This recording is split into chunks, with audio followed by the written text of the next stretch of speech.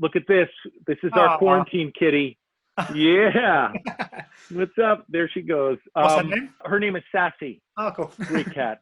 My wife keeps adopting cats in the quarantine. It's crazy. We've turned into like a cat. I've turned into a cat daddy. It's bananas. We have 2 others. We're at our limit of adopting cats. Listen, if you are a cat adopted agency and my wife emails you, we cannot have any more cats. It stops now. It's actually illegal. I think it's illegal how many cats we have in here. I'm going to begin, because I know I haven't got too long today, just by asking you what attracted you to getting involved in the secret Dare to Dream. You know, I have to tell you, our director, Andy Tennant, has directed, you know, Sweet Home Alabama, Hitch. He's a great director.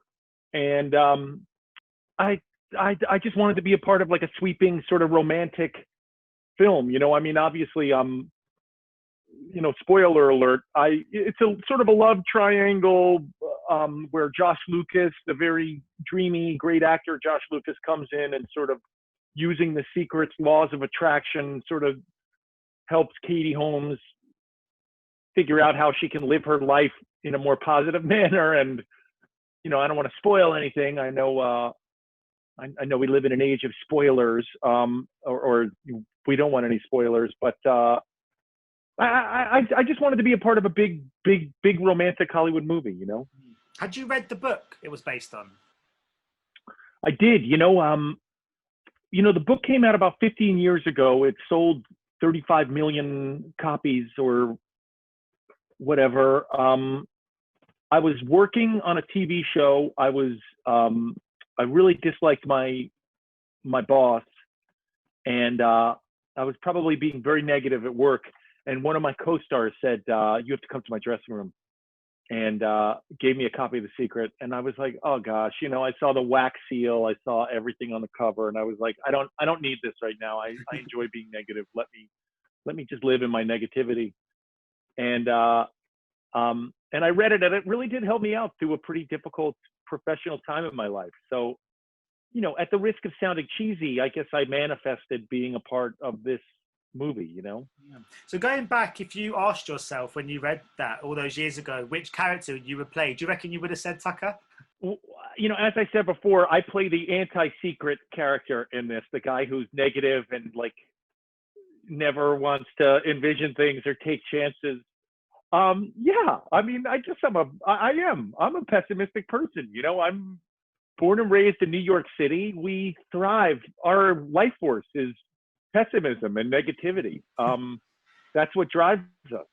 So maybe that's why I'm playing that role. But hopefully, after watching The Secret Dare to Dream, maybe I'll have a little more of a positive outlook in life. Yeah. Because I mean, as a creative sort of in this industry who's been acting for a number of years, when you read books now, do you even just accidentally find yourself envisaging them as potential movies and thinking of who you could play in it and stuff like that? Or are you able to just have a complete disconnect and just read a book like anyone else would read a book? No, I think it's not only me. I think everybody reads things or watches documentaries and thinks this would be an amazing movie or miniseries. You know, I mean, I think the thing that amazes me that's so much fun now, you know, now that we're all stuck at home and just watching everything, and you know, that's why it's great that The Secret is out on video on demand now. Is that, you know, we don't only think in terms of movies now, we also think in terms of like short form series, you know? I mean, you know, I don't think it's only books. I think it's, I think it's also events that happen. Hey, and I got to tell you, I mean, I think the UK has a lot to do with it. I mean, for me, I think maybe the Queen was sort of the first sort of like event that happened, and then it became sort of a movie. That's the first one I recall really seeing and being like, wow, so we're continually living in what could potentially be award-winning films. I think it makes everybody sort of keep their eyes open to everything, you know? I don't think my time in lockdown would make an award-winning film. I've got to be honest with you, Jerry. I think I've spent most of my days sleeping in the afternoon. Yeah. No, there was a TV show based on it. It was called Spaced. Yeah, that's true. That's true. Great show. So I'm going to ask you too about, you mentioned that this is a good time for The Secret to come out. Not just because of the fact that it's, obviously it's we're all kind of looking for new things to watch and we're kind of on the hunt for new stories to indulge in. But do you think that right now we need a film this kind of positive, not just to do with just the lockdown, just generally in society? Do you think that having a film that just perpetuates very positive ideas is something that's quite needed in a current climate? First of all, I've watched everything there is to watch, so there's nothing else to watch. We need something new here. I mean, we need it. And it's funny, when The Secret, Dare to Dream was supposed to come out in theaters, it was supposed to happen in April. No, the movie was supposed to come out in theaters. It obviously wasn't. Nobody's going to theaters. I was a little bummed that wasn't going to happen. And then the people at Lionsgate who are distributing our film went, no, this is a really good time for this movie to come out. This is the time to do it. It sends that sort of positive message. And it came out last week in the States and it did really well. You know, I think it did way more than we were ever expected to do. So, you know, I think there's also 35 million people bought this book. So I think there's a fan base for it. And if you read the book, this is going to be your jam, you know? And if you didn't read the book, it sends a positive message.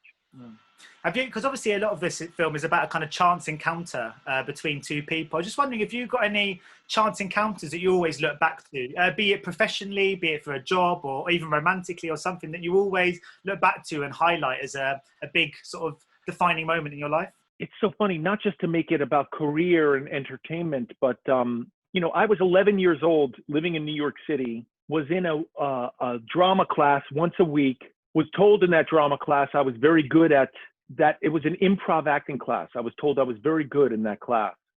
And it was the first time in my life someone told me I was good at something. It's funny, I was never that much of an athlete. I was not that great of a student. It was the first time someone said, hey, you're really good at this improv class. An older kid, there were teenagers in the class that told me that. And then I auditioned for an independent film called Stand By Me as a kid actor. And I got it, and we went to go make the movie. And even then, my father told me the film was never going to come out. You know, he was like, look, they make these independent films. They usually don't get released. So enjoy that process. And that was it. And then it came out, and it was, I mean, I don't think I'm being boastful. It's a cult classic, Stand By Me, you know? And it's something that still, when I'm introduced to anyone, anywhere, I mean, it kind of defines me. It was a life-changing moment, you know? So that was just, I happened to be 11, you know, the role was for, you know, a husky kid. happened to be husky. It was just everything happened. So that was definitely, I probably wouldn't be an actor. I wouldn't be in the entertainment industry today had I not been in that. I don't come from a family of entertainment industry people. That was it, you know?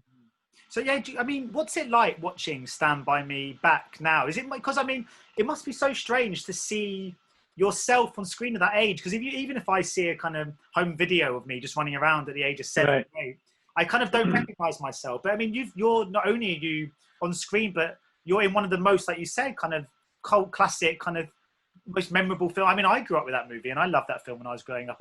What's it like?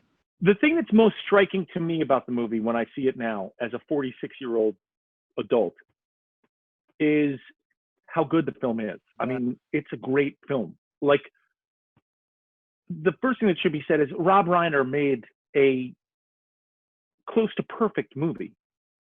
And then when I watch it, it's crazy for me to watch it because I have childhood memories for every single scene in that film. And basically the boys are I'm in almost every scene of that movie.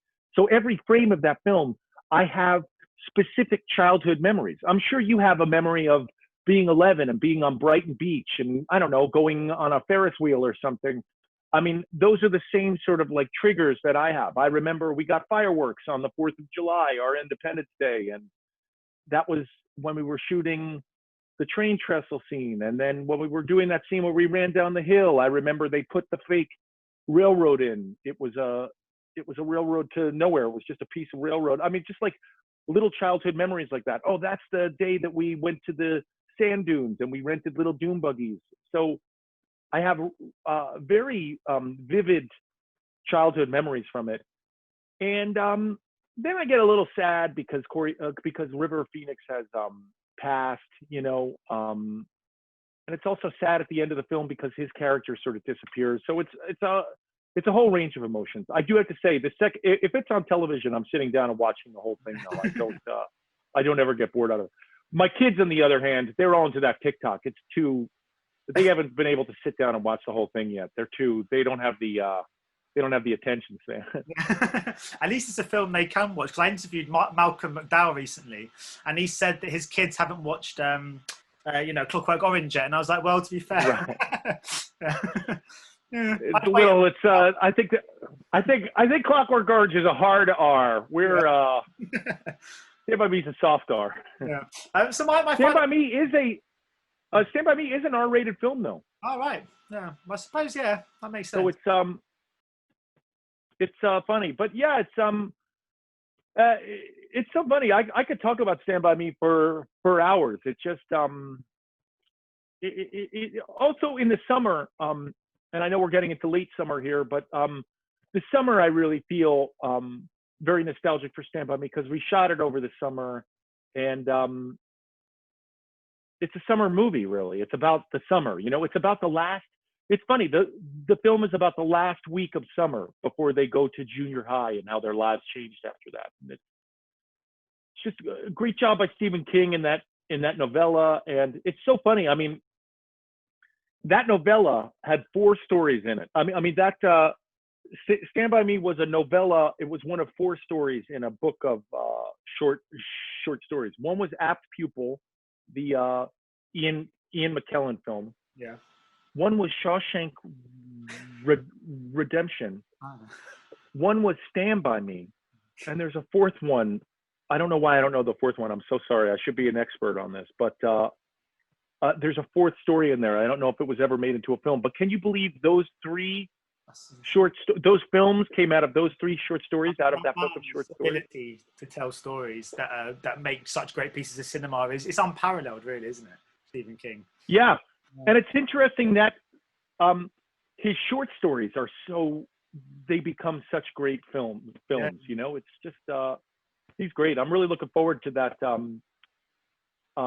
The Stand, because I don't know if you ever read that, but I've not read it. It's about a pandemic. It's cool. Yeah. So my final question, because I know I haven't got too long today, but it was just what's kind of next for you? Have you got any kind of projects in the pipeline or any more cats to adopt? Nothing, man. I mean, this is it. It's so funny. I wish I had. I know as an actor, I'm supposed to be like, it's so great. We're starting production on my dream project. I have like pandemic. Like we need to get out of this pandemic. We're gonna wear our masks and then figure out what's next. I got nothing on the horizon. I had an audition this week, so maybe something will come out. Have you quite enjoyed the time with family though? Because I guess for you, I mean, this as an actor, I mean, jobs take place all over the world a month at a time. I mean, it must be quite nice to just have a bit of a respite. The only thing that prepared me for this pandemic is the fact that as an actor, and I've been doing it for a minute now, you go through abject unemployment. You go through periods where you don't work for months, sometimes over a year. And I found, as someone who's in their 40s still acting, the trick is to not get too panicky when you're not working and not get too excited when you are working. And it's so funny being an actor. You wait for abject unemployment, so this is not anything this is nothing new for me. that said, I can't wait till sets open again and Yeah. I get the heck out of this house. Well, on that note, thanks so much for your time today. It's been a real pleasure speaking to you. And yeah. Thanks, man. Ladies and gentlemen, you're watching Hey You Guys! Hey You Guys, huh? Hey, you guys. Is that from the Goonies? It is indeed, yes. Nice. Hey,